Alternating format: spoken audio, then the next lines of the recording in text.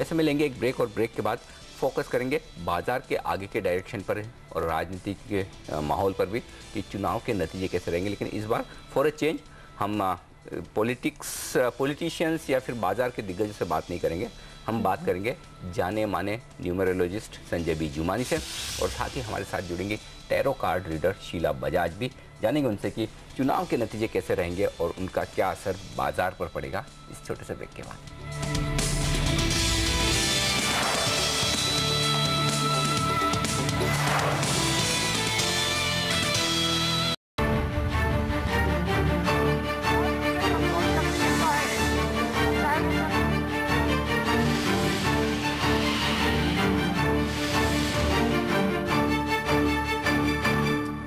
सोलह मई को आने वाले हैं चुनाव के नतीजे और लगभग सारे एग्जिट और पोस्ट पोल सर्वे ये करें कि एनडीए अच्छी खासी सरकार बनाने वाली सिचुएशन में रहेगी, ऑलमोस्ट क्लियर मेजोरिटी के साथ, और साथ ही नरेंद्र मोदी के प्रधानमंत्री बनने की पूरी संभावना है। लेकिन क्या सितारे भी ऐसा ही कह रहे हैं?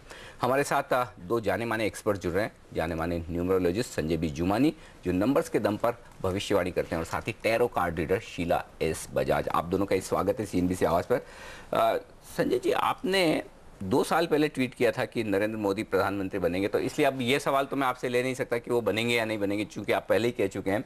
लेकिन ये बताइए कि 2 साल पहले आपको ऐसा क्या लगा था जिस वजह से आपने कह दिया कि इतनी बेहतर चांस है? तब तो कोई सोच नहीं रहा था एक्चुअली। तभी तो नरेंद्र मोदी जी का वेव भी नहीं था। वेव 6 महीने से आपको देखने मिल रहा है, और ट्विटर को आप चीट नहीं कर सकते, तो मेरे अकाउंट में संजय बी जुमानी में जाके देख सकते हैं।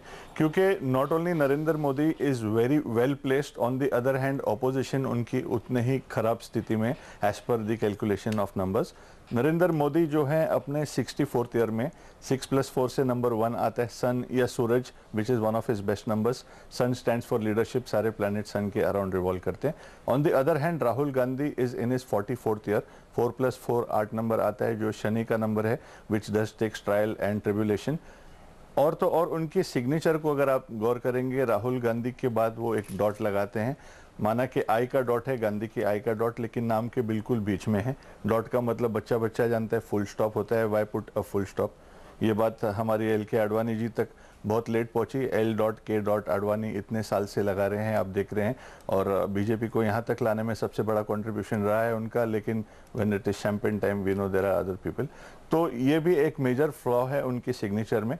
AR रहमान डॉट लगाते थे, A.R. रहमान डॉट हटाने के 6-7 महीने बाद हमारे सजेशन पे ऑस्कर उठाया उन्होंने। ऑफकोर्स उनकी मेहनत और उनका हार्डवर्क और कर्म भी है, लेकिन लक एक इम्पॉर्टेंट एस्पेक्ट भी प्ले करता है। At the same time Narendra Modi ji का सिग्नेचर भी जो है इट इज़ अपवर्ड्स। जैसे मैं हर व्यूअर को बताना चाहूँगा, साइन करते हो नीचे से ऊपर करिए, उड़ान की तरह, like a plane taking off. और लास्ट अक्षर को नीचे मत लाइए, क्योंकि आपको नीचे नहीं आना है, आपको पीछे नहीं जाना है, आपको आगे जाना है।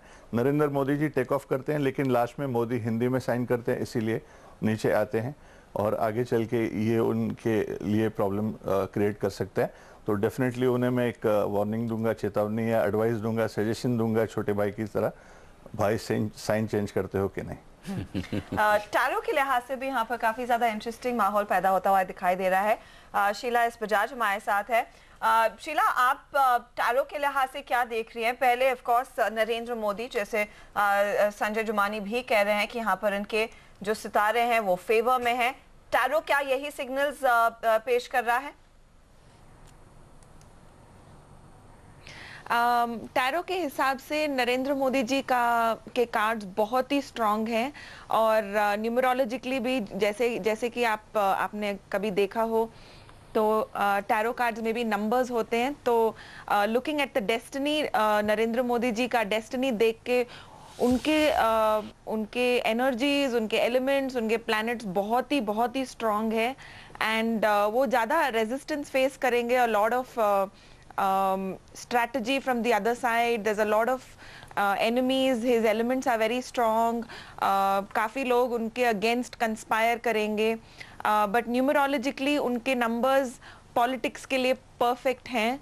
और numerologically when I am saying, I am talking about कि टैरो को कंबाइन करते हुए उनके नंबर्स बहुत ही स्ट्रांग हैं, उनके कार्ड्स भी बड़े स्ट्रांग हैं। वो दिखते हैं कि he is going to make a breakthrough. I can see only major arcana cards in his in his reading.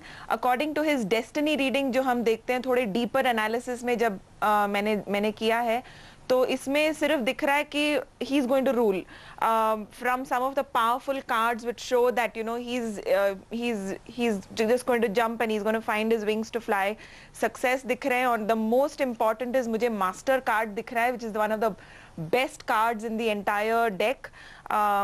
No doubt about it, my cards, the numbers, the destiny reading is favoring Narendra Modi ji.